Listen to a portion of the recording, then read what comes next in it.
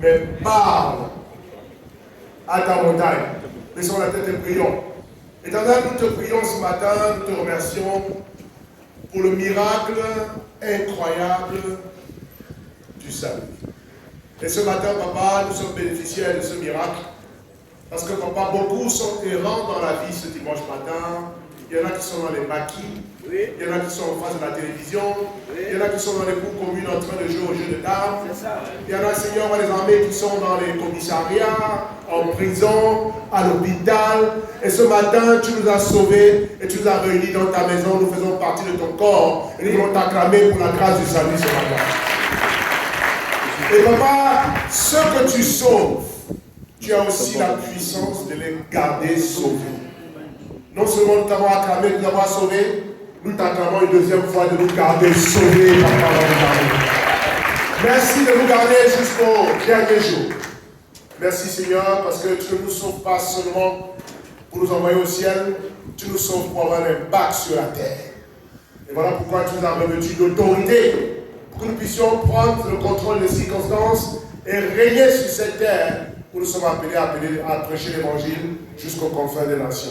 Ce matin, que ton Saint-Esprit m'inspire, fortifie l'Église à travers ces paroles que tu as préparées bien avant la fondation du monde, pour les besoins que tu sais présents dans notre cœur. Chaque fois que tu parles, c'est pour remplir un besoin.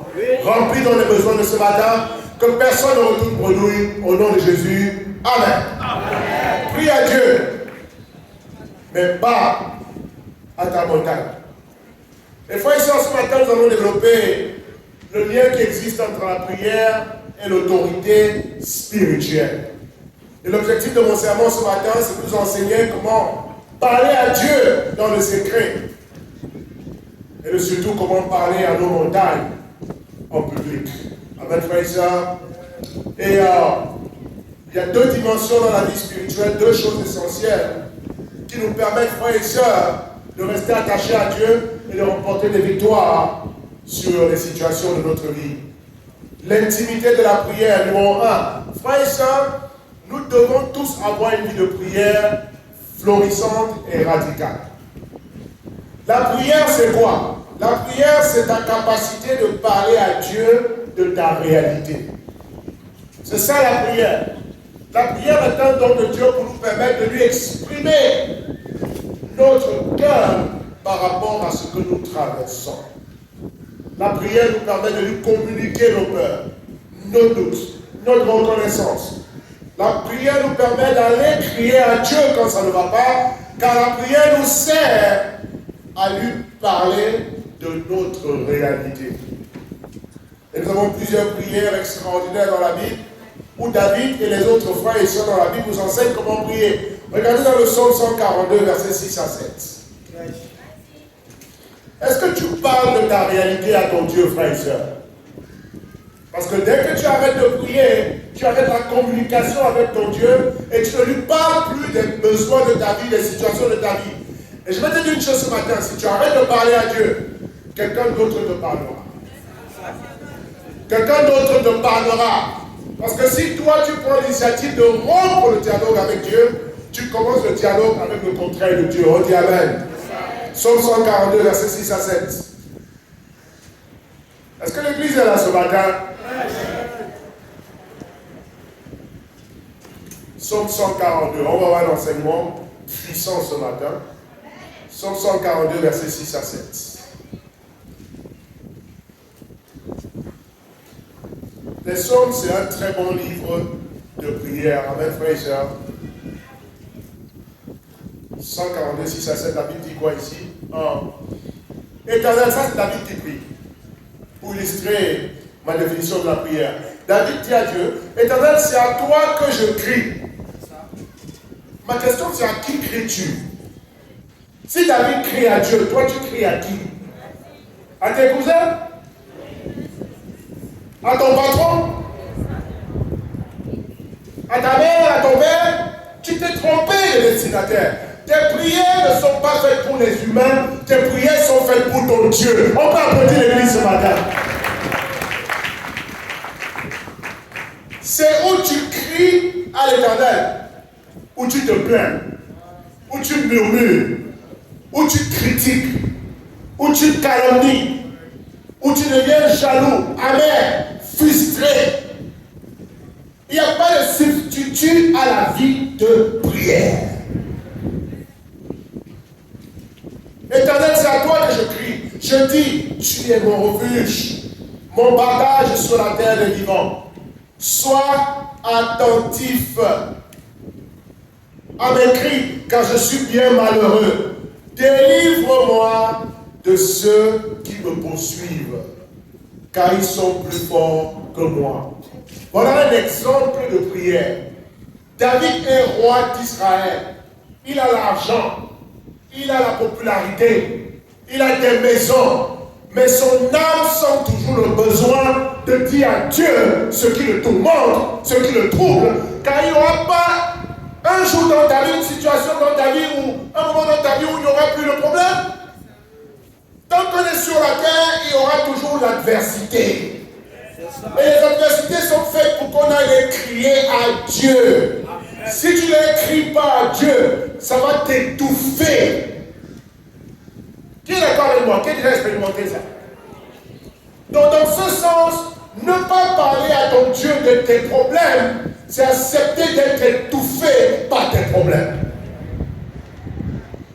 C'est accepter d'être détruit par tes circonstances. Et par conséquent, la prière n'est pas un luxe. La prière n'est pas facultative.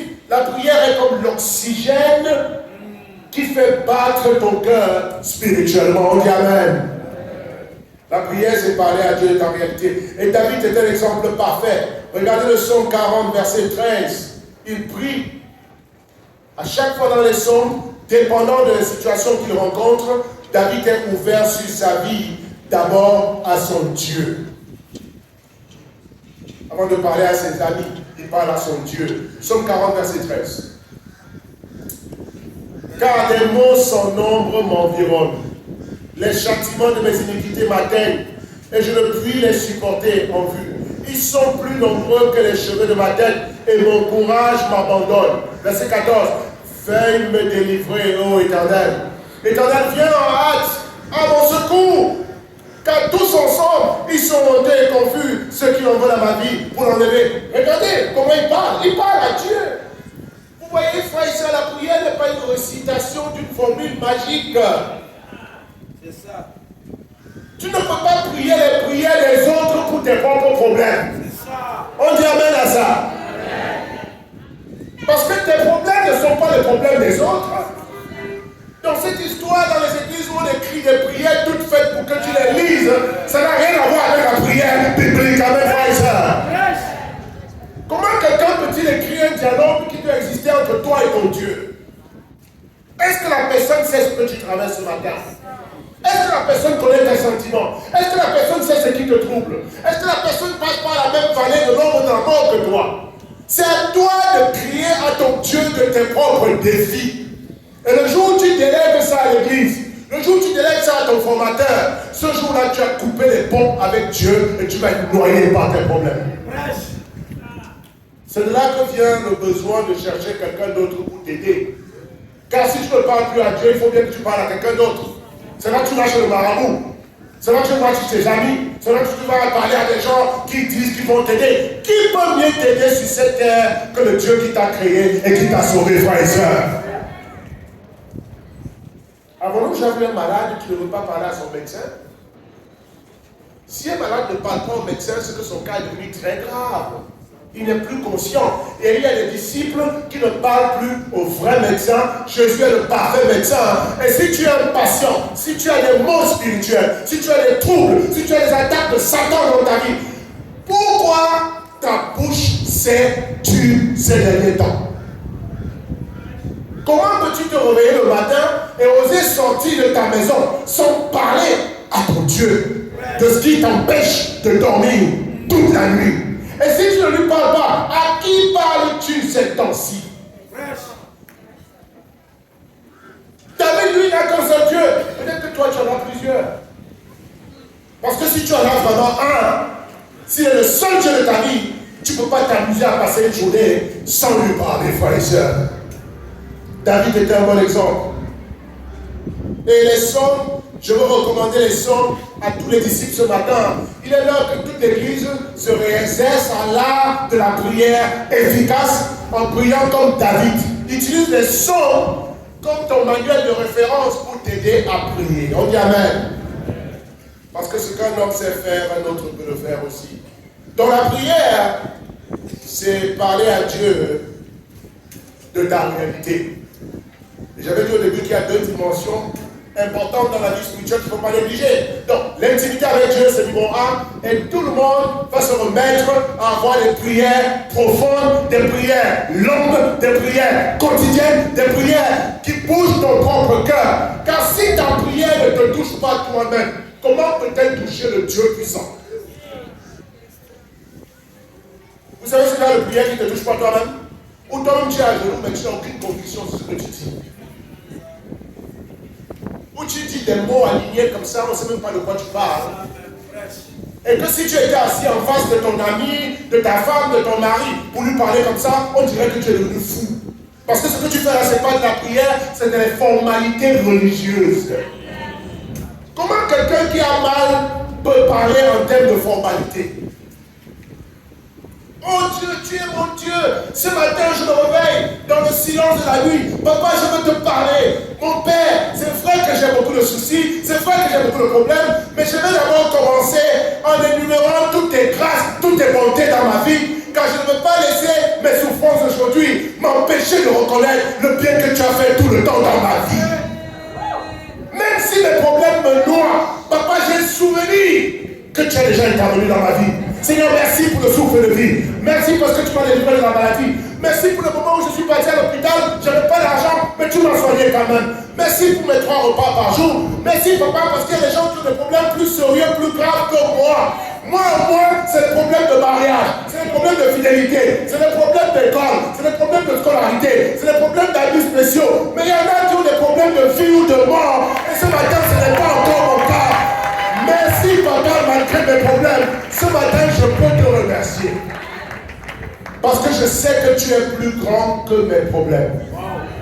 Oh Père, pardonne-moi mon infidélité. Pardonne-moi les fois où je me laisse noyer par les soucis, par les difficultés. Papa, s'il te plaît, aide-moi à être fidèle. Car je suis heureux que quand je te parle, c'est quand je te parle que je me sens vivre, papa. Papa, s'il te plaît, ne me laisse pas me noyer, parce que sans toi, je ne peux pas vivre, papa. Ne me donne pas seulement l'or, ne me donne pas seulement l'argent. S'il te plaît, n'accepte pas que ma relation avec toi soit relayée au calendrier grec. Papa, je t'aime. D'un amour imparfait, c'est vrai, mais je t'aime. Ce matin, apprends-moi à te parler avec ouverture, avec honnêteté. Aide-moi à être réel dans ma relation avec toi. Père, j'ai envie de pleurer. Je pleure parce que, Père, je me suis éloigné de toi. Aide-moi, papa. Je souffre. Il y a ça. Regardez comment vous êtes captivé. Et si vous êtes captivé par une prière que j'improvise, ne pensez-vous pas que Dieu est assez bon pour être captivé par une prière qui vient du fond de votre cœur? Et puis maintenant tu vas dire, papi, viens m'aider à prier. Donc papi n'a qu'à t'aider à parler à Dieu de tes souffrances personnelles. Et toi tu fais quoi? Le matin, tu es muet comme une carpe. L'exaucement de Dieu dépend de la passion que tu mets dans tes prières. Parce que la prière consiste à parler à Dieu de tes réalités. On dit Amen. Maintenant, quand on parle à Dieu, quand on a une vie de prière bien alignée, où on apprend de Dieu, où on marche avec Dieu, où on crie à Dieu, où on pleure avec Dieu, où on rit avec Dieu, où Dieu devient notre meilleur ami de l'univers. Et on n'arrive pas à ce niveau-là en un jour. C'est le fruit des prières répétées au quotidien. Car seule la pratique rend parfait. Dis, la pratique rend parfait. La pratique rend parfait. Il est impossible de rester médiocre dans quelque chose que tu pratiques tous les jours. Qui est d'accord avec moi? Oui. Vous savez comment on est devenu expert menteur dans le monde? Parce qu'on a appris à mentir tout le temps et on a pratiqué ça jusqu'à ce qu'on devienne expert. Comment est-ce qu'on devient expert ivrogne? C'est pas le premier jour que tu bois de l'alcool que tu deviens expert ivrogne. C'est à force de boire de l'alcool, Un jour tu peux boire les coups et tout ça. Même l'alcool qu'on prend pour soigner les plaies, tu peux boire ça. Tu es expert. Comment on devient expert en immoralité? En pratiquant l'immoralité, le péché. Comment on devient expert au football? En s'entraînant tout le temps, tout le temps, tout le temps, tout le temps, tout le temps, tout le temps, tout le temps. Comment on devient expert en prière? En priant tous les jours, tous les jours, tous les jours, tous les jours, tous les jours. Et on applaudit l'église parce que c'est ce que l'église va faire maintenant.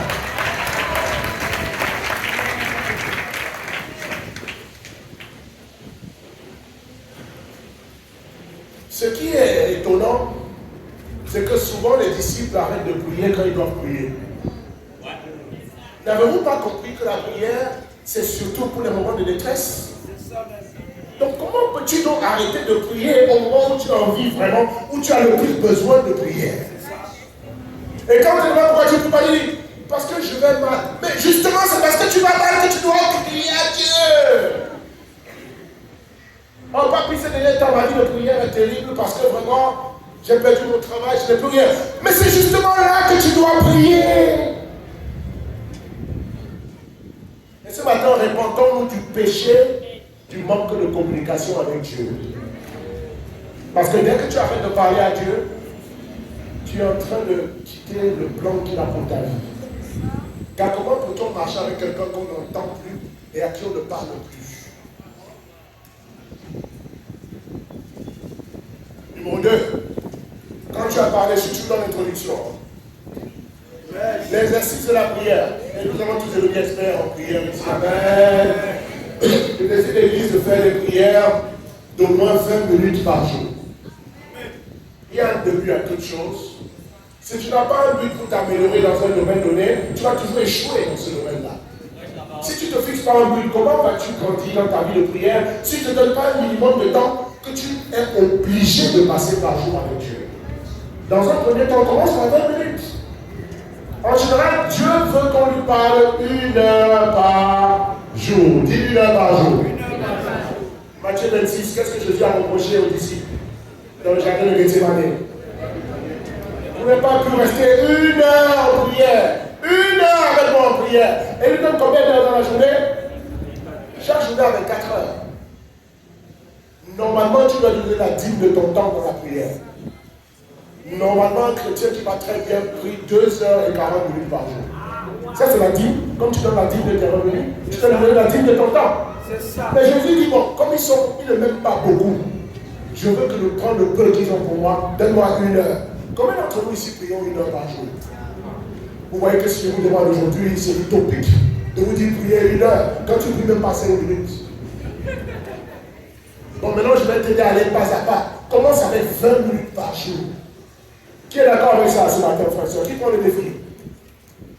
Et la question c'est comment peut-on nous défier de parler à un Dieu qu'on aime pendant 20 minutes? Quand tu es au téléphone avec tes amis, tu dis combien de temps?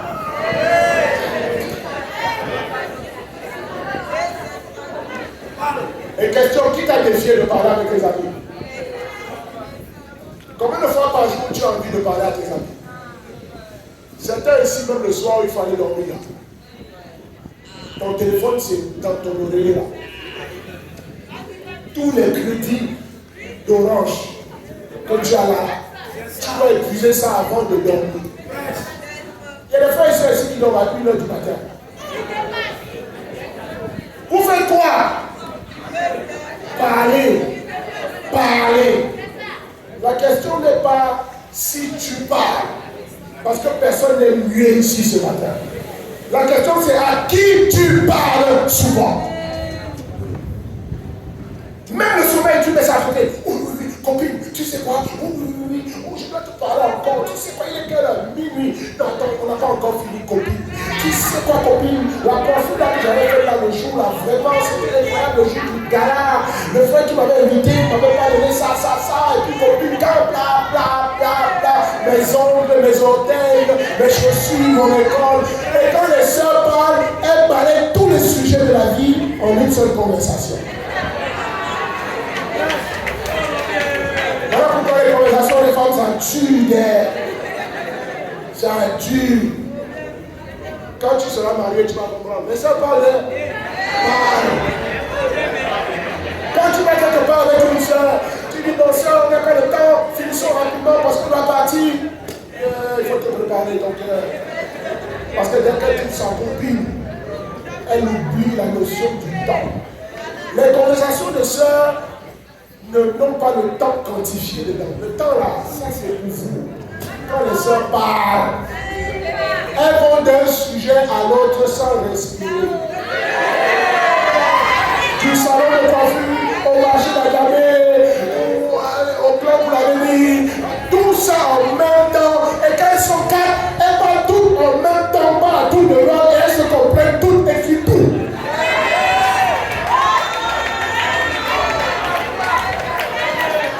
Et nous les frères, on est à côté, on se cherche. Et tous quand même là. Ça fait trop rire quand les frères mariés attendent leur femme pour rentrer à la maison. Après un culte, après ceci. Parce qu'elles sont en train de parler, elles sont nulle part. Mais quand vous mettez trois frères ensemble, vous allez les voir, ils se retrouvent là. Bonjour, bonjour.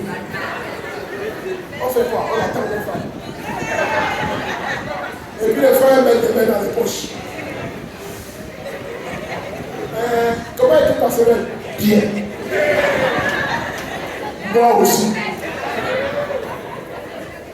J'ai dit, mais on va partir. Donc, comme ça avec les amis, les frères sont mal à l'aise entre eux. Bon, comme elles ne viennent pas les sœurs, tu sais quoi me dire même là? Moi-même, je ne sais pas encore. Il prie dans son cœur, elle a qu'à venir, je vais quitter si vite. Parce que les hommes, naturellement, n'aiment pas parler.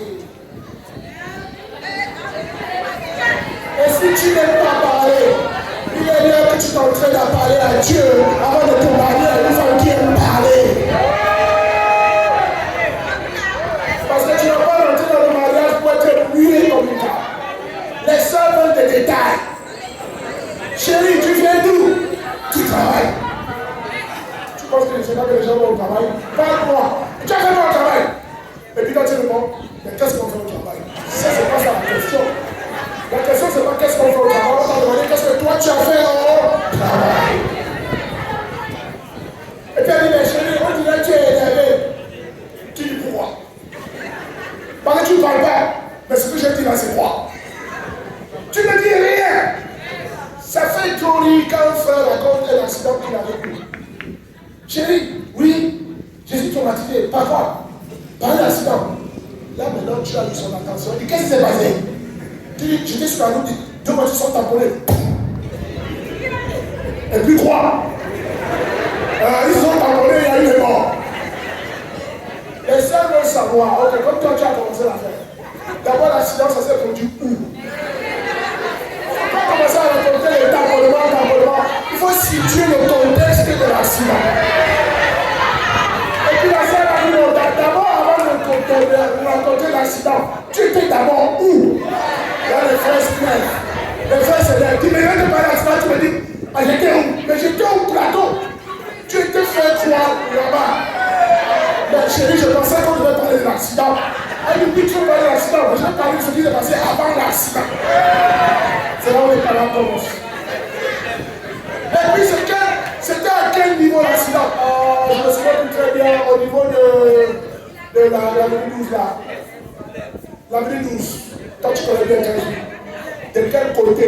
Du côté du Charama ou de la mairie? Et puis en plus, c'est quelle voiture qui a tombé quelle voiture? Et le chauffeur qui a tombé la voiture, là, il s'est expliqué ou pas?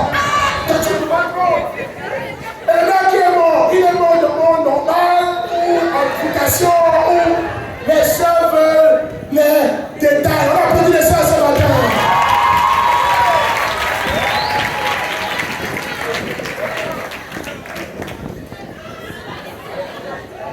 Quand tu veux te marier à une soeur, tu es prêt? Quand tu ne dis rien, tu es mieux au culte, mieux au travail, mieux à la maison, tu es tout le monde.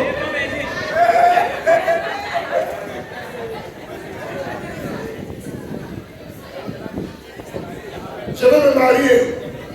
Hein? Tu as calculé la réponse.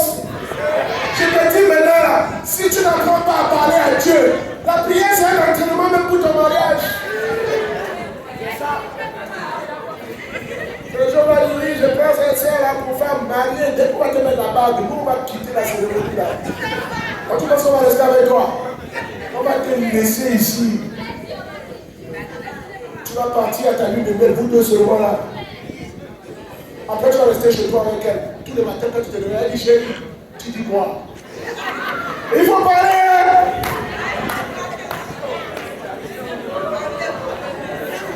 Donc la prière, c'est parler à Dieu. Et nous tous sommes des experts en prière ce matin. Amen. Maintenant, l'autorité. On a parlé de la prière. Maintenant, parlons de l'autorité qui vient de notre marche avec Dieu. Même mon paquet de Kleenex là. Moi, effectivement, on parle déjà. Bon, merci. L'autorité. Quelle est la différence entre la prière et l'autorité spirituelle? La prière, c'est parler à Dieu de tes réalités. Mais l'autorité, notez ça, c'est parler, l'autorité, c'est parler à ta réalité de ton Dieu. Qui a vu la différence? Quand tu as fini de parler à Dieu de ton problème, maintenant quand tu sors de la prière pour aller dans ta vie normale, tu dois apprendre à parler à tes problèmes de ton Dieu. Cette fois-ci, ce n'est plus la prière, c'est l'exercice de ton autorité d'enfant de Dieu. Qui a saisi l'alliance entre les deux?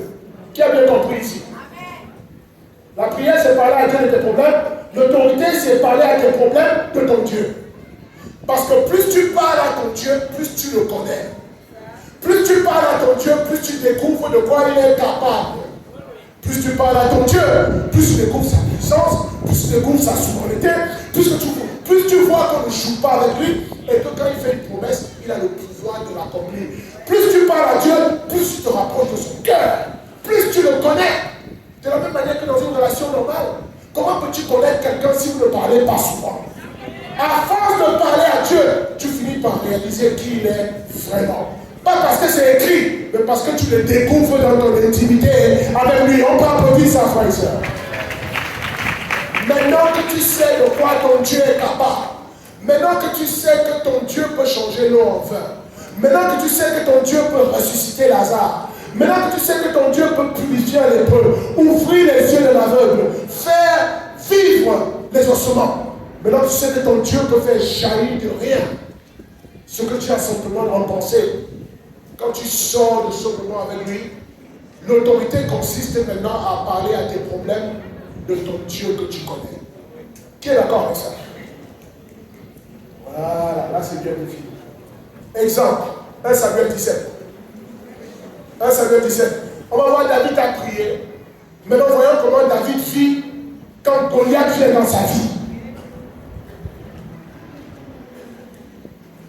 C'est pas quand Goliath vient dans sa vie qu'il s'en va prier. Il a prié avant que Goliath ne vienne. Et quand Goliath est dans ta vie et vient devant toi, ce n'est plus le moment de prier, c'est le moment d'exercer ton autorité. Dis autorité. Autorité. 1 Samuel 17. 1 Samuel 17. Verset 45. David est face à Goliath. 3 mètres de haut, un soldat imbattable sur le plan urbain. Voici ce que David fait. David dit aux Philistins, oh, est-ce que David prie? Est-ce que face à Goliath il prie? Il parle à qui? Aux Philistins. Il ne parle pas à Dieu parce qu'il a déjà parlé à Dieu dans le secret, dans l'intimité. Maintenant quand il affronte Goliath, il parle à qui? Il parle à Goliath. Maintenant regardez, il va parler à Goliath de qui? Pas de lui, pas de ce qu'il peut faire, mais il va parler à Goliath de son Dieu. On dit Amen. Qu'est-ce que David dit à Goliath? David dit aux Philistins, tu marches contre moi avec l'épée, ta lance et le javelot. Est-ce que tu sais à qui tu as affaire? C'est moi qui ai ajouté ça. Et dit, moi, je regarde ma main, je n'ai ni lance ni javelot ni temps. Mais tu sais comment je viens contre toi? Je marche contre toi au nom de l'Éternel des armées. Du Dieu de l'armée d'Israël que tu as insulté. Aujourd'hui, l'Éternel te livrera entre mes mains. Je t'abattrai et je te couperai la tête. Ça, c'est extraordinaire d'aller dans un combat et de décrire à ton ennemi ce que tu vas faire de lui. Aujourd'hui, je donnerai ton cadavre et le cadavre du camp des Philistins aux anges du ciel et aux animaux de la terre.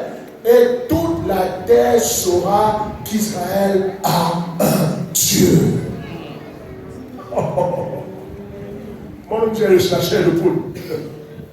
Et puis, regarde, tous les gens sur le champ de bataille, et toute cette multitude saura que ce n'est ni par l'épée, ni par la lance que l'Éternel sauve, car la victoire appartient à l'Éternel et il vous livre entre nos mains. Qu'est-ce que David vient de faire là? David a parlé de ses ennemis en prière. Ça, c'était dans le secret. C'est là-bas qu'il a dit qu'il a peur, que Seigneur ne laisse pas m'abattre, ne laisse pas me dévorer, s'il me plaît, combattre des ennemis qui sont plus nombreux que moi. Ça, c'est dans le secret qu'il parle à Dieu, qu'il est vulnérable. Mais quand il est en face de Goliath, il parle à Goliath de son Dieu. Comment peux-tu parler à tes problèmes d'un Dieu que tu ne connais pas vraiment? Voilà pourquoi vos problèmes vous dominent tout le temps. Parce que tu n'es même pas capable de dire à tes problèmes quel Dieu tu sers.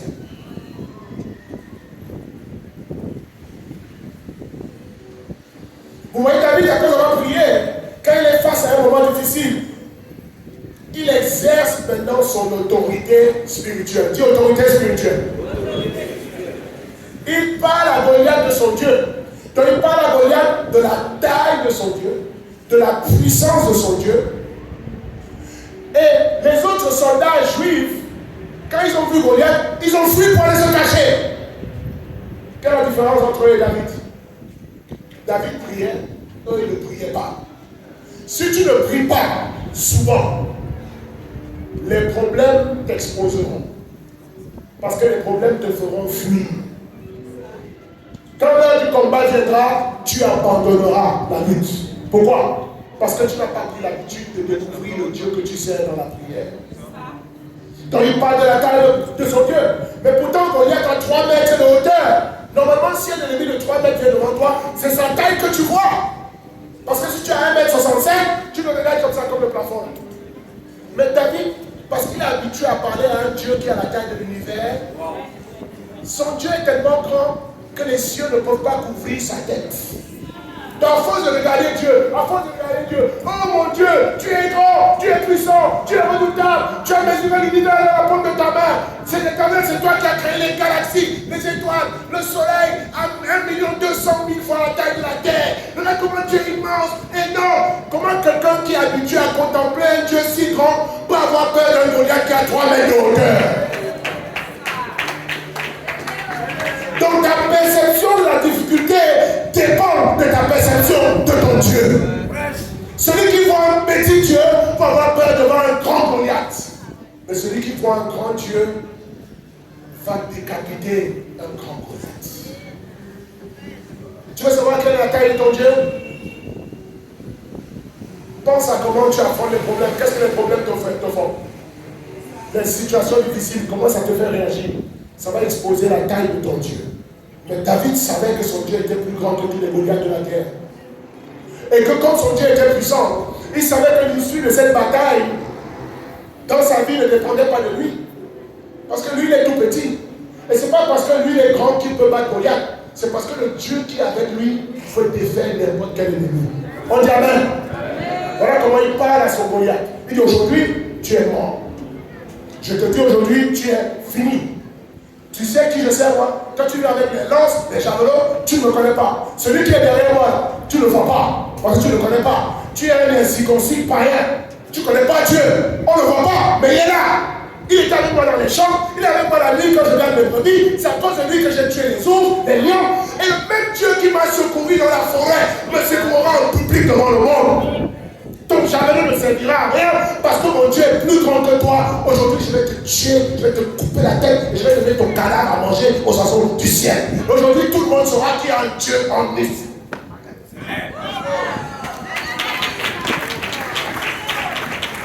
David dit que quand David a dit ça, le Philistin s'est fâché. Il a regardé le petit là jusqu'à... Il dit quelle audace. Lui qui est petit, il m'a insulté.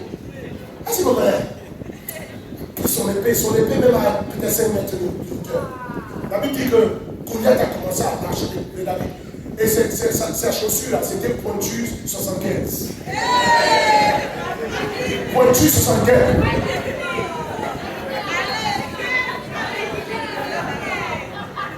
David le regarde, on a dit, quand tu marches contre moi, la Bible dit, Goliath marcha vers David. Mais la Bible dit, David courut vers Goliath. Entre celui qui marche vers toi et toi qui cours vers lui, quelle est le plus d'assurance? David dit, c'est qui même ce gars? Il a pris sa fronde. Il avait seulement l'ange, il avait préparé un 5 petits cailloux. Il a fait un rapport. Il dit, tu veux me tuer toi là?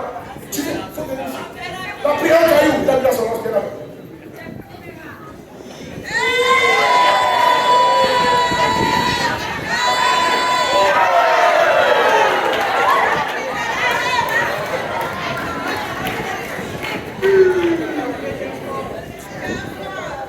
Et l'ange de Dieu a attrapé le petit caillou là.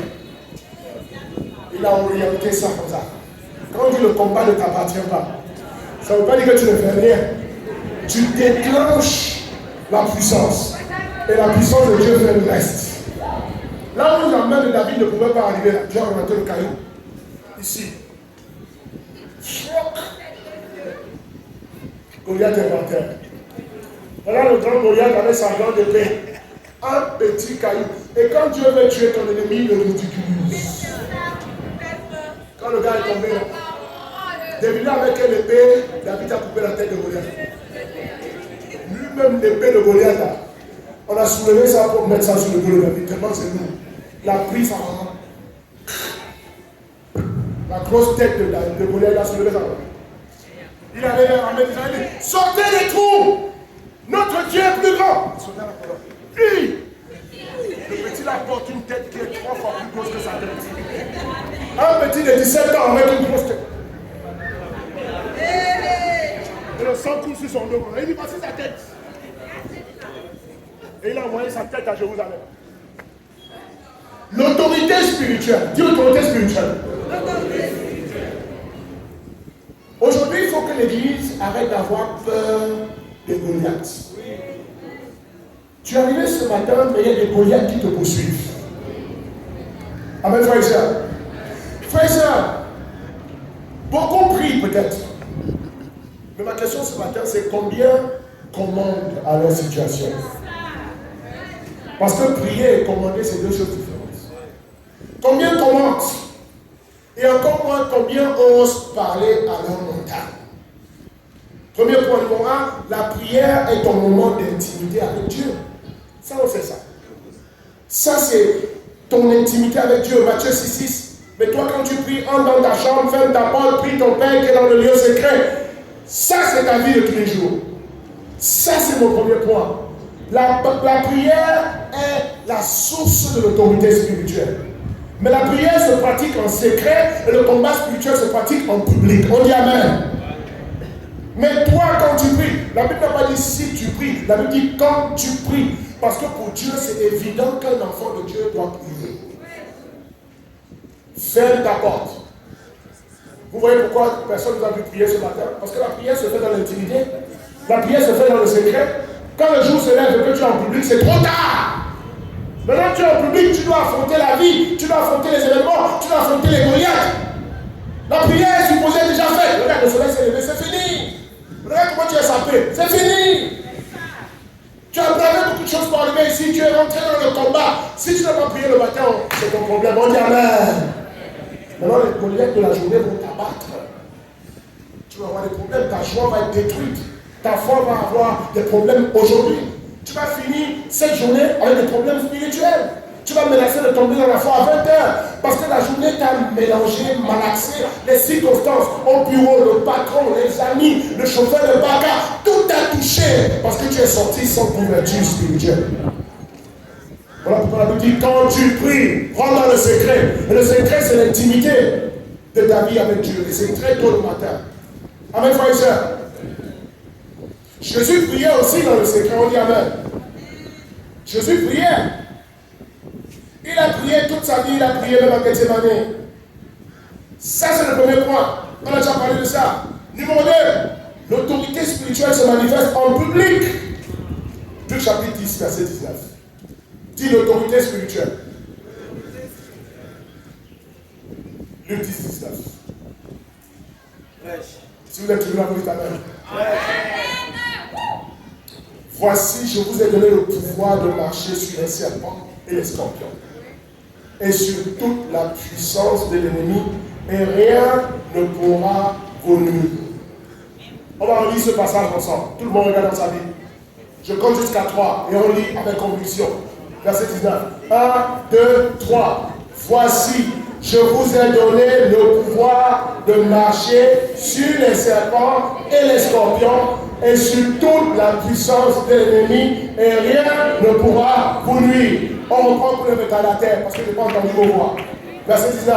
1, 2, 3. Voici, je vous ai donné le pouvoir de marcher sur les serpents et les scorpions et sur toute la puissance de l'ennemi, et rien ne pourra vous nuire. On applaudit l'église puissamment.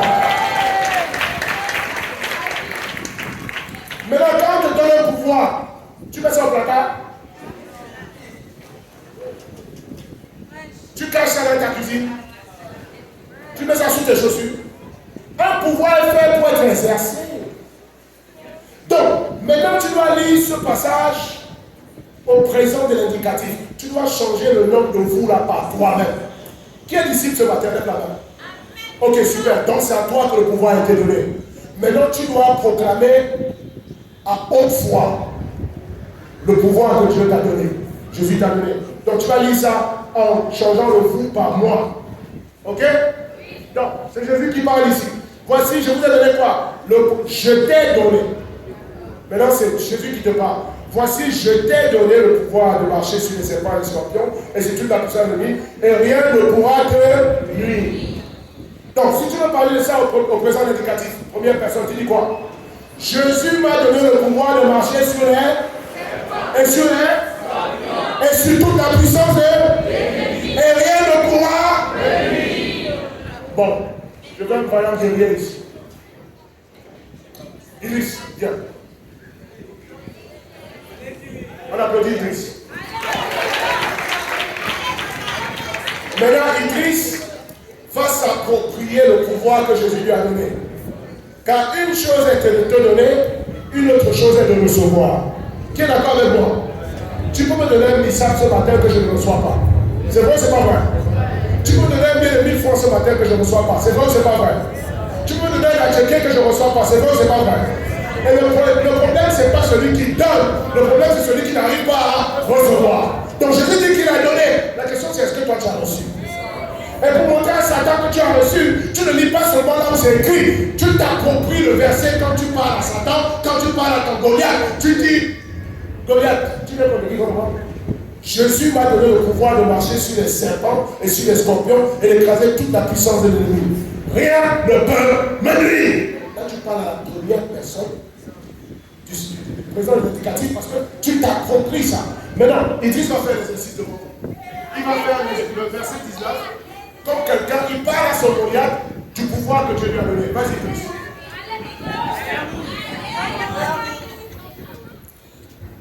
Voici, Jésus m'a donné le pouvoir de marcher sur les serpents et sur les scorpions et sur toute la puissance de l'ennemi.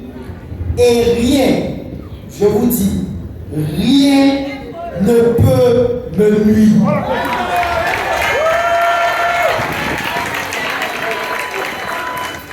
Je veux une sœur puissante. Viens ma fille. Fanny. On applaudit une sœur. Parce que l'autorité spirituelle, ce n'est pas pour les frères et seulement, c'est pour les disciples, frères et sœurs. Ok. Maintenant, elle va s'approprier ce que Jésus lui a donné, verset 19. Elle va dire avec conviction, elle va parler à son Goliath. Voici, Jésus m'a donné le pouvoir de marcher sur les serpents, les scorpions et sur toute la surface, sur toute la puissance de l'ennemi, et rien ne pourra me nuire.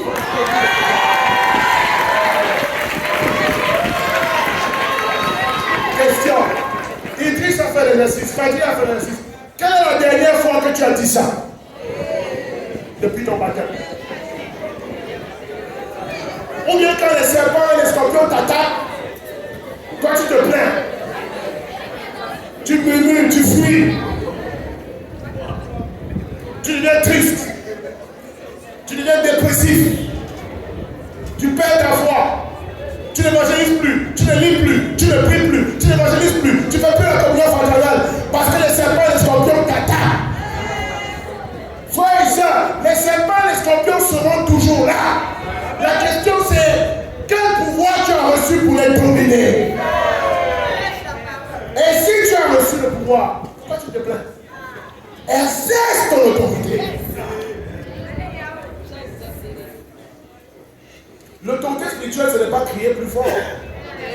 C'est parler avec une conviction enracinée dans la foi. Parce que je sais que si Jésus a dit ça, est-ce que vous connaissez mon Jésus? Déjà même, comme mamie me dit, demain, vous savez, mon meilleur repas que mamie fait là, c'est la sauce bourguignon. Quand mamie fait la sauce bourguignon, elle peut me demander tous mes jetons, je vais lui donner. Et puis elle sait aussi faire le couscous. Quand elle fait le couscous, elle peut me prendre mes jetons quand je ne vais pas savoir. Et quand mamie dit, chérie, tu as bien prêché, demain je te fais bourguignon. Je peux passer toute la journée sans manger. Parce que je sais ce qui va m'arriver demain. Je suis sûr de moi. Quand je me couche, quand je dors, je salive. Bourguignon n'est pas encore arrivé, mais ça arrivera. Parce que j'ai confiance à celle qui a promis le bourguignon. Elle ne peut pas rater ça. Donc, je peux dormir sans manger. Et parfois, je vais à des invitations le soir où je fais semblant. Je dis, je passe, je ne mange pas.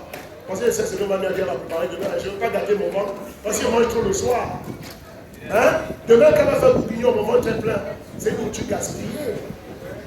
Mais imaginez que je fais tous ces efforts et puis je dors affamé et puis demain, mamie ne tient pas parole. Je deviens quoi? Je fais quoi avec ma vie? Je fais quoi avec ma vie si elle ne fait pas le couscous là? Vous voyez? Mais ça, encore mamie, c'est un humain, elle peut tomber malade. Je peux lui faire confiance et puis elle tombe malade. Je peux lui faire confiance et puis le lendemain, le bœuf est gâté au frigo. Il y a beaucoup de choses qui peuvent arriver entre le jour où elle va faire la promesse et le moment où je dois manger le bourguignon. Le marché peut fermer, il peut y avoir une crise en Côte d'Ivoire, toutes les mamans qui vont tomber peuvent crever. Il y a plein de choses. Plein de choses sur lesquelles mamie aura aucun contrôle. Vous êtes d'accord, on dit amen. Dans ce sens, même un homme fidèle et fiable à ses limites. Mais pourtant, quand ils vous font des promesses, vous êtes sûr que ça va arriver. Sœur, le mois prochain, je vais te demander à l'ami spécial. Tu danses. Et le mois prochain, si le frère n'est pas là, tu vas voir. Ton patron dit, le mois prochain, je vais t'augmenter. Et si dans 2 semaines, l'entreprise ferme, tu fais comment? Mais quand le patron te dit ça, tu es trop tard. Tu dis, wow, le mois prochain, ça va changer ma vie. Mais entre maintenant le mois prochain, qui contrôle les jours de la vie? Or ici, ce n'est pas un homme qui m'a dit, qui m'a donné le pouvoir. C'est Jésus de Nazareth qui tient le temps dans sa main, qui a créé les galaxies, qui a dit que la lumière soit et le monde a été créé. Il me dit, Blaise Fomba, toi mon fils, je t'ai donné le pouvoir de marcher sur les serpents, sur les scorpions et d'écraser toute la puissance de l'ennemi, rien ne pourra te nuire. Et vous voulez que je me promène comme un fautif dans la ville, avec la tête entre mes genoux? Quand les serpents et les scorpions viennent, c'est le moment pour Blaise de dire, serpent, scorpion, tu viens chercher qui?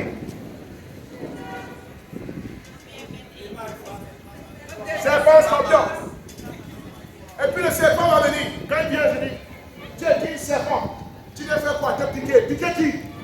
Toi, Blaise Fomba. Tu sais à qui tu as affaire? Jésus m'a donné le pouvoir de marcher sur les serpents. Tu es serpent? Oui. Viens pour que je marche sur toi. Parce que si le serpent ne t'attaque jamais, comment peux-tu exercer le pouvoir de marcher sur le serpent? Dieu lui-même laisse le serpent venir dans ma vie pour tester si j'ai confiance en le pouvoir qu'il m'a donné. Donc, quand le serpent vient dire, tu es serpent, oui, viens que je marche sur toi. Il dit comment? Il dit parce que Jésus m'a donné le pouvoir de marcher sur toi. Viens pour que j'expérimente si le pouvoir qu'on m'a donné marche. Je vais marcher sur toi. Quand le scorpion lui dit, je dis, tu viens faire quoi? Je vais te piquer. Piquer qui? Laisse-moi. Viens pour que je marche sur toi. Pourquoi? Pourquoi tu penses que tu peux marcher sur moi? Parce que Jésus m'a donné le pouvoir. C'est tout ce que j'aimerais te dire. Avec foi et assurance. Et puis je peux le regarder en disant, vous ne pouvez pas me dire. Vous savez pourquoi? Parce que Jésus m'a donné le pouvoir. Cette fois-ci, je ne prie pas. J'exerce mon autorité sur la situation. Mais tous les jours, le matin, je m'en vais prier à Dieu. Oh Éternel, délivre-moi des serpents, des scorpions de la vie. Délivre-moi contre la puissance de Satan. Je ne sais pas quand il va m'attaquer, mais Satan est toujours aux aguets. Aide-moi, aide-moi. Ça, c'est la prière. Mais quand je sors dans la vie et que le serpent paraît, ce n'est pas le moment de dire, serpent, attends, je vais aller prier. Tu dois être prêt. L'autorité spirituelle, ce n'est pas crier plus fort, c'est parler avec conviction. Frères et sœurs, qu'est-ce que Jésus a dit à ses disciples? Je vous donne le pouvoir. Si quelqu'un dit à cette montagne, ôte-toi de là, jette-toi dans la mer. Marc chapitre 11. Et s'il ne doute pas dans son cœur et croit que ce qu'il a dit arrivera, qu'est-ce qui va se passer? Si vous avez la foi comme un grain de moutarde, grain de céleri, vous pouvez dire à qui? À cette montagne. Et qu'est-ce que tu dois dire à la montagne? Ôte-toi de là et jette-toi dans la mer. Tout le monde regarde dans la ville là-bas. Et Jésus dit, si tu crois que cela arrivera, la montagne se jettera dans la mer. Regardez la disproportion entre la montagne et la personne qui déplace la montagne. Regardez la taille de la montagne.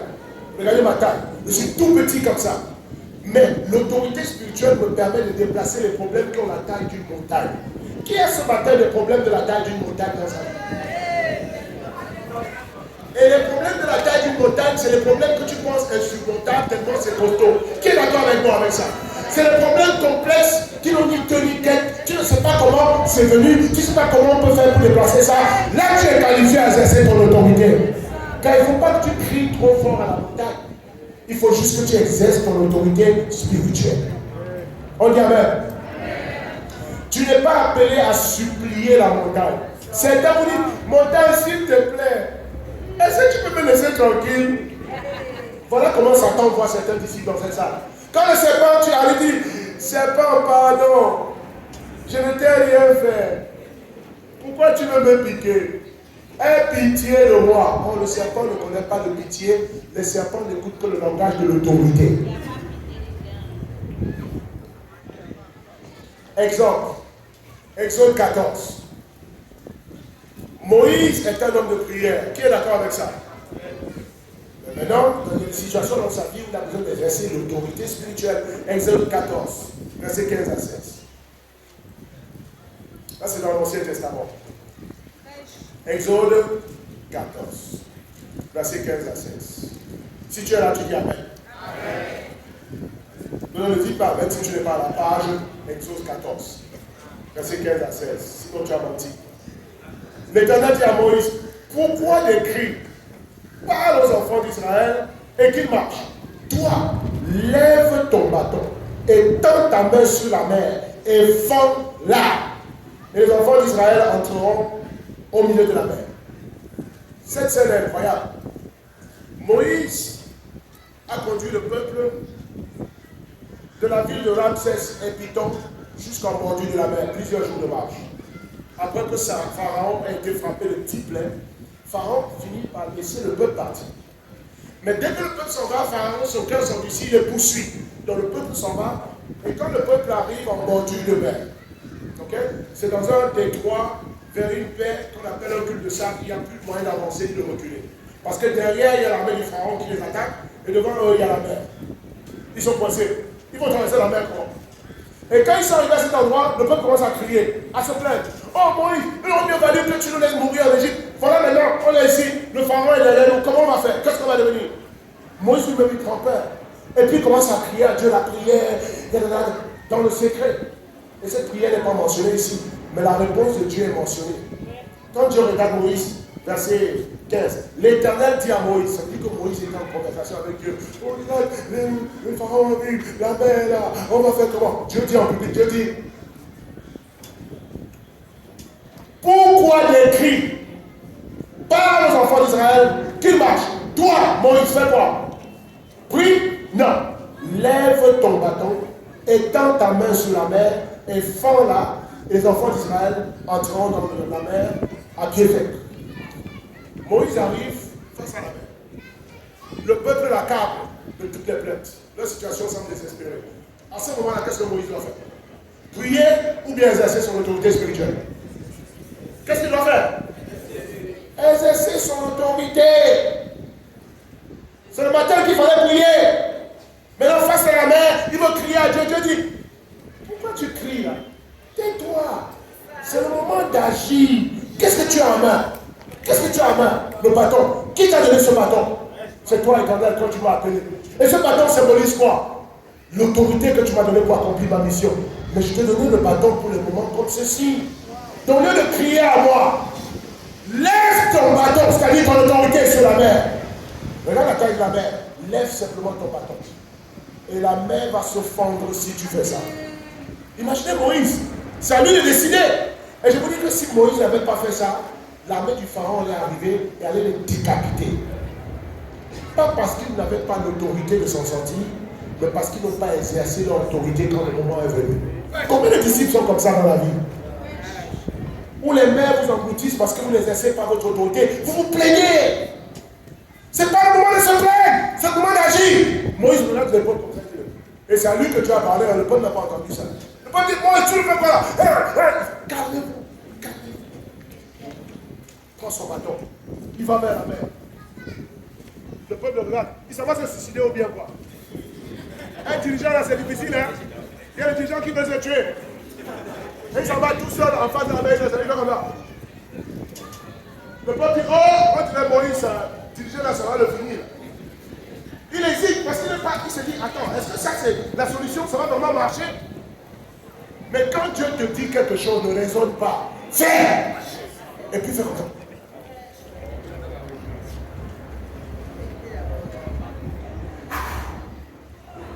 Et lui, il attend.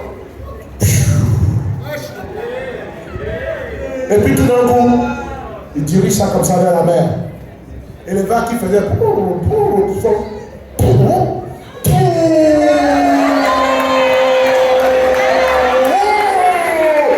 reste là. Et le vent qui sort de la mer frappe sur lui, ses cheveux font.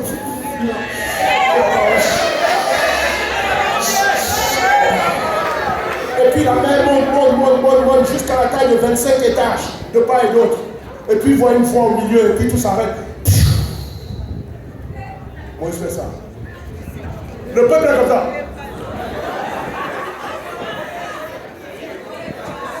Moïse plie son bâton comme ça. Et il revient au milieu du peuple. Il regarde tous les rebelles, les gens qui critiquaient son autorité, là, qui parlent encore. Il savait qui vous allez faire. T'as mis avec moi. Maintenant il dit, peuple, allez. Traversez. Toi-même tu es dans le peuple. Tu as vu une mer. Quelqu'un a levé un bâton, ça s'est ouvert. Toi aussi tu marches pendant le milieu. Il faut la foi même pour récolter les fruits de ton autorité.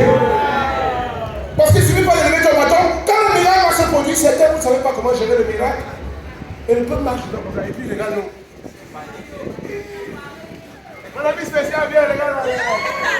Il y a les requins qui sont calés ici là. Il y a les requins ici là. Hey, Maurice qui s'en va. Et quand ils traversent tous la mer, ils arrivent de l'autre côté. L'armée du pharaon voit ça. Même tes ennemis n'ont pas peur du miracle de Dieu. Ils viennent mettre leurs pieds dedans. Le pharaon qui met ses cavaliers dedans là, lui aussi, il croit qu'on peut avoir un cheval dans la mer. Et puis l'eau s'est ouverte. Il n'a pas eu peur pour dire comment l'eau s'est ouverte en deux. Tellement il est aveuglé par sa haine. Il entre dedans. Quand ils arrivent au milieu, le peuple est arrivé de l'autre côté. Quand ils sortent, Dieu dit, Seigneur, je fais quoi? Dieu dit à Moïse, arrête de me fatiguer avec tes questions bizarres. Fais la même chose que tu as fait au début là. Je t'ai déjà donné le pouvoir. Qu'est-ce que tu veux? Qu'il t'attrape qui viennent te rattraper, ou bien tu veux les noyer. Décide avec ton bateau. J'ai compris. Allez, demandez. Parce qu'il y a toujours des absents, là. Il y a des retardataires. Assurez-vous, contribue. Tribu de Lévi, tous les disciples sont là. Oui, Seigneur. Tribu de Zaka, est-ce que tout le monde est là? Oui, Seigneur. Tribu de Siméon, non, il y a 4 qui sont en retard. Trouvez-les rapidement, appelez-les. Parce que si Moïse fait comme ça, la main se ferme sur les retardataires. On ne s'est pas destiné à tuer les disciples, c'est destiné à tuer les Égyptiens. C'est quand tout le monde traverse Moïse. Allons-y, comment Sois-y, il parle à l'Égyptien. Moïse est là. Et le peuple regarde Moïse. Quand c'est comme ça, quand tu dis avec l'autorité, le peuple l'aide, hein, le peuple regarde Moïse, tu vas faire quoi, il dit, calmez-vous, allez là-bas.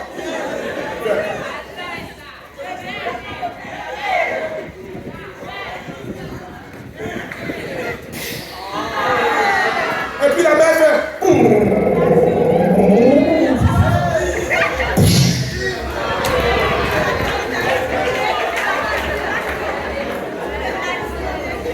Frère et soeur, je schématise tout ça pour qu'aujourd'hui tu comprennes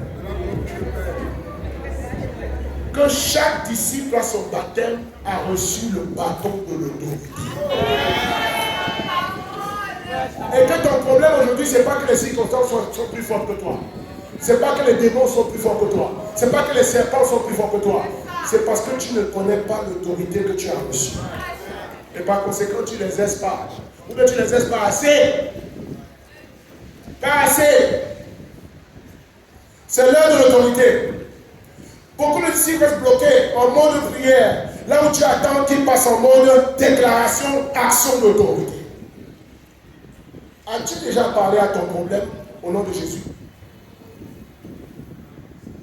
Est-ce que toi tu peux te lever dire le matin, toutes ces choses-là te fatiguent, tu t'assois, tu dis bon, problème.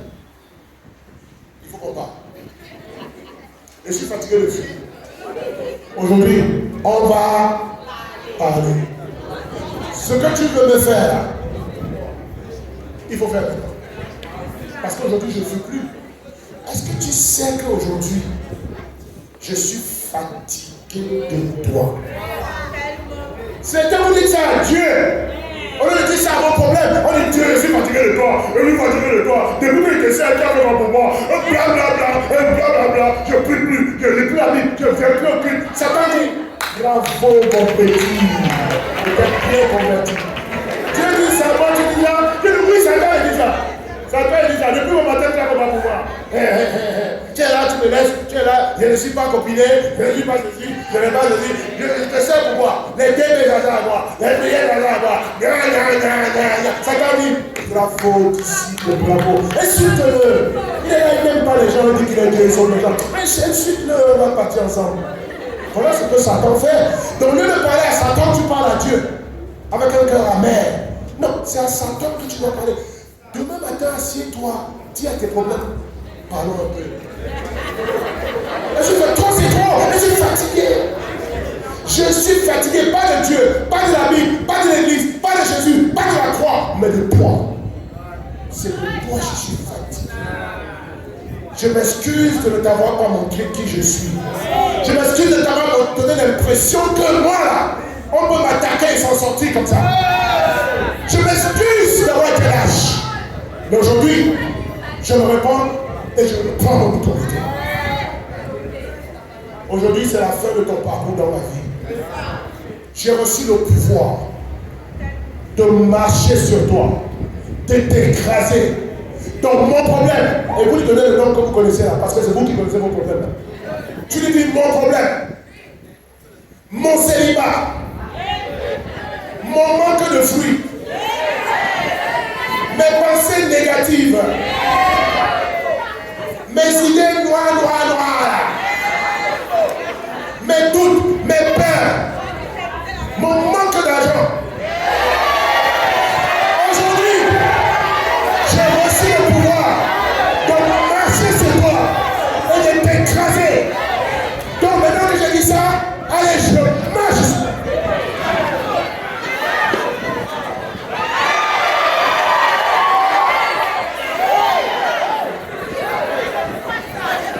Est-ce que vous savez que ce seul exercice te fait préfère reprendre le dessus. Tu dis, tu as volé ma joie depuis 2 semaines. Je ne lis plus, je ne prie plus, je ne dors plus. À cause de quoi et à cause de qui? Je suis fils du roi, princesse de l'Éternel. Mon nom est écrit dans le livre de vie. J'ai un bouclier de feu autour de moi. La bénédiction m'accompagne. Au lever, au coucher. Tout un projet contre moi est sans effet dans le nom puissant de Jésus. Aujourd'hui, c'est ta fin dans ma vie. J'ai reçu le pouvoir. Je marche sur toi.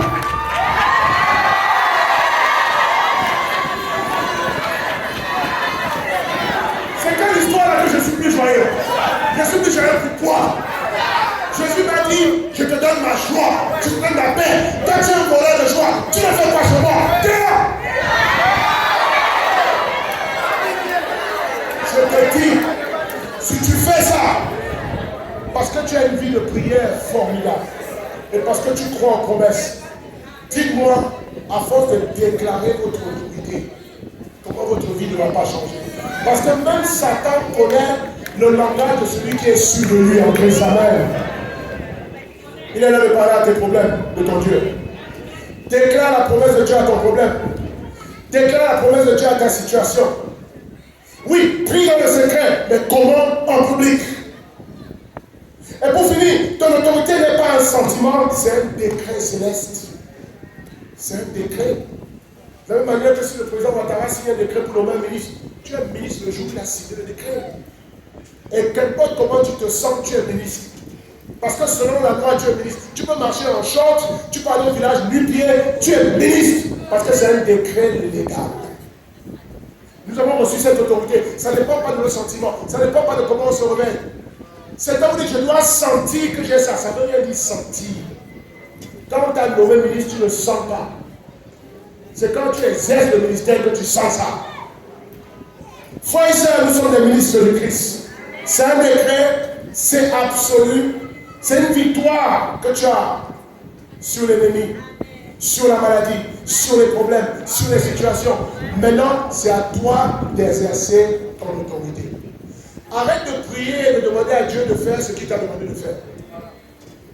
Dieu ne t'a pas dit de le laisser exercer son autorité. Il y a des prières qui sont une insulte à Dieu. Quand tu pries à Dieu pour lui demander ce qu'il t'a déjà donné, ça montre que tu es ignorant. Papi, donne-moi un bol de riz. Je te tends un bol de riz. Tu prends, tu dis merci. Après, le tu dis, papi, donne-moi le bol de riz là. Qu'est-ce que tu as en main? Je ne sais pas. Mais c'est pour ça que tu demandes. Arrête de demander ce qui t'appartient. Exerce ton autorité. Tu es un fils de Dieu. Et frères et sœurs, cet exercice ne marche que pour les disciples qui sont connectés à Dieu dans le secret. On dit Amen. Parce qu'essayer d'exercer l'autorité sans une intimité avec Dieu, c'est une usurpation d'autorité. Qu'est-ce qui garantit ton autorité? Qu'est-ce qui soutient ton autorité? Qu'est-ce qui nourrit ton autorité? C'est ta connexion avec Dieu. Pourquoi est-ce que le fil électrique peut t'électrocuter? Parce qu'il est connecté à la source d'électricité. On dit Amen. Mais une prise qu'on a enlevé du mur. Si on enlève ça du mur et qu'on te touche avec le même fil, ça fait quoi? Plus rien. Pourquoi? Parce qu'il est déconnecté de la source d'autorité. Un chrétien qui ne prie plus. Un chrétien qui est dans le péché non confessé. Parce qu'il n'y a rien comme le péché non confessé qui te déconnecte de ta source d'autorité. Maintenant, quand tu veux exercer ça, tu dis Satan, je vais marcher sur les serpents. Tu mets ton pied, il te pique. Parce que ton autorité est obstruée par ta vie secrète et cachée. Et aujourd'hui, il faut que tu mettes la lumière sur tout ce qui te vole ton autorité. Aujourd'hui, il faut que tu arrêtes la désobéissance. Tu es un disciple obéissant. Et je vais finir avec l'histoire des fils de Séva qui ont voulu exercer une autorité qu'ils n'avaient pas. Actes chapitre 16. Tout le monde dit Actes chapitre 16. Dis les 7 fils de Séva. Et ça ne peut pas être ton histoire. Actes chapitre 16. Tu ne peux pas exercer l'autorité s'il n'y a pas d'intimité avec Dieu. Amen. Parce que l'autorité, ce n'est pas une formule magique. C'est le résultat de l'intimité avec Dieu. Et j'aurais fini ma mission ce matin. Celle de te redonner ton autorité. Les 7 fils de Séva.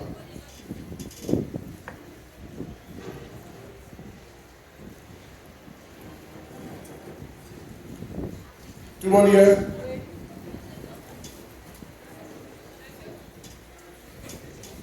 Acte 16, verset... je vais lire...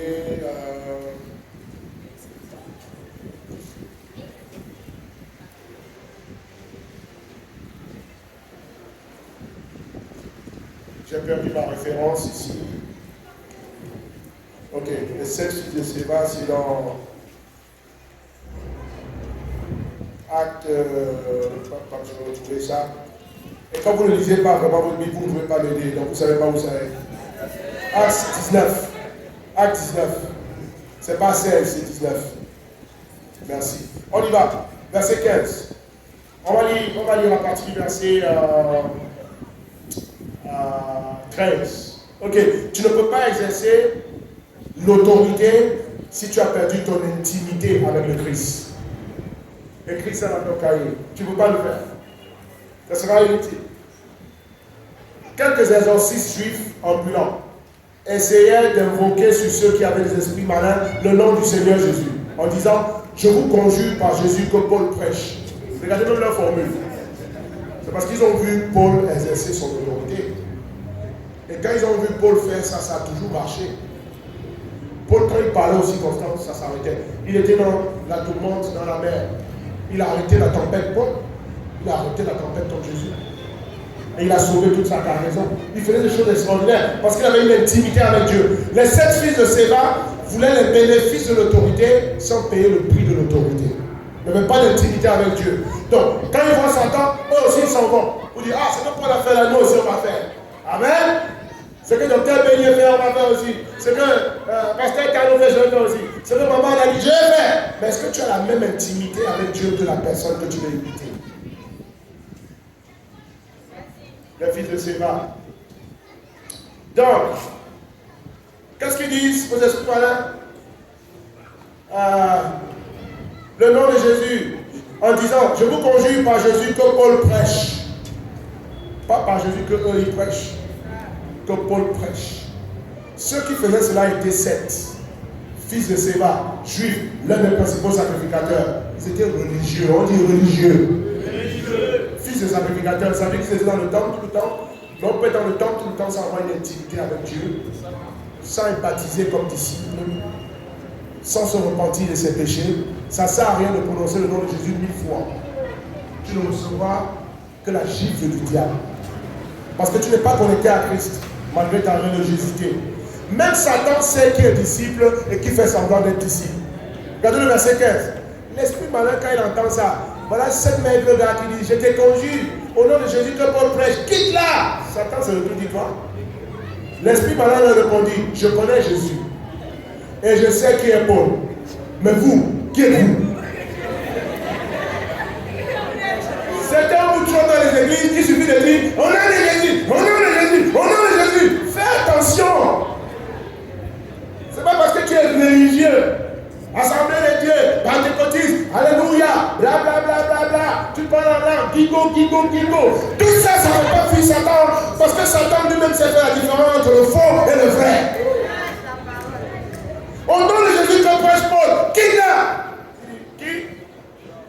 Toi tu dis, je connais Jésus, je connais Paul. Ça c'est la révélation. Pourquoi Satan connaît Paul? Parce que Paul a une intimité avec Jésus.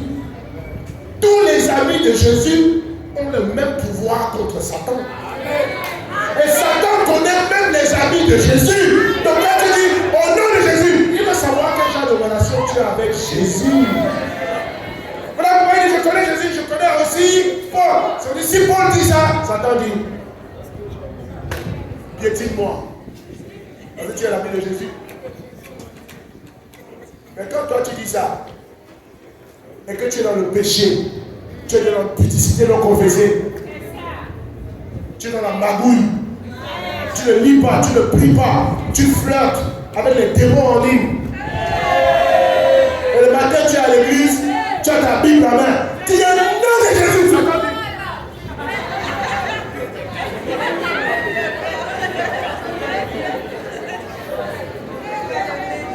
Les gens disent le nom de Jésus, toi aussi tu veux dire le nom de Jésus.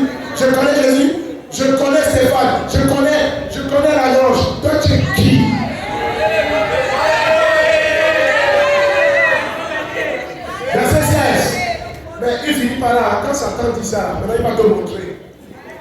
Et l'homme dans lequel était l'esprit malin se lança sur eux, se rendit maître de tous, et les maltraita de telle sorte qu'ils s'enfuient de cette maison nus et blessés.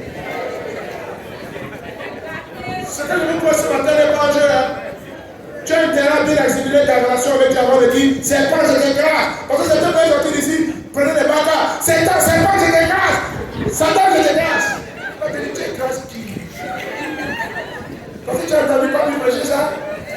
Est-ce que tu as confessé tes péchés d'abord même? C'est pas comment tu n'as pas prié.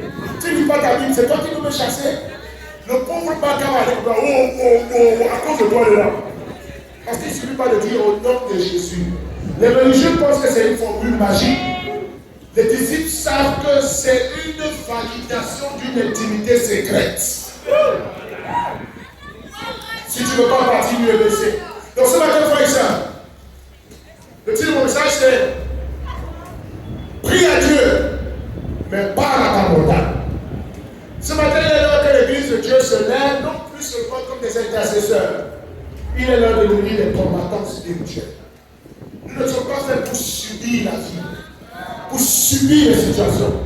Même si nous ne devons pas avoir peur du lendemain, même si nous ne devons pas avoir peur de ce qui va arriver à l'avenir, la situation politique en Côte d'Ivoire, mon état de santé, mon travail, est-ce que je vais manger du pain ou pas, est-ce que je vais me marier ou pas.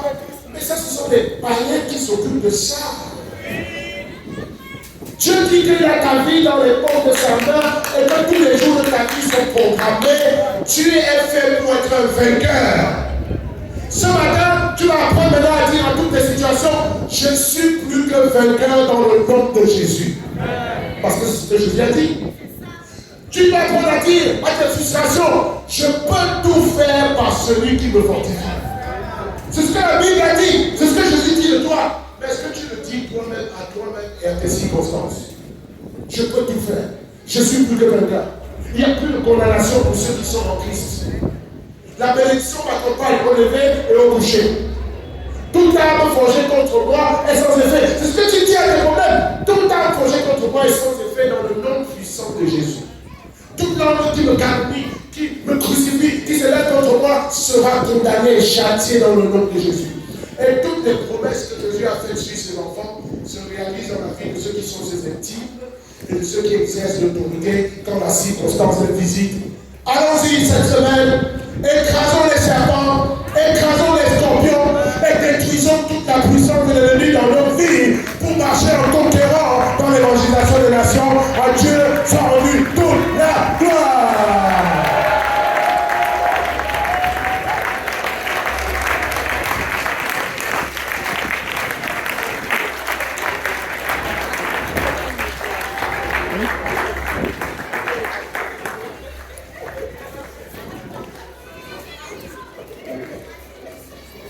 Amen, frères et sœurs.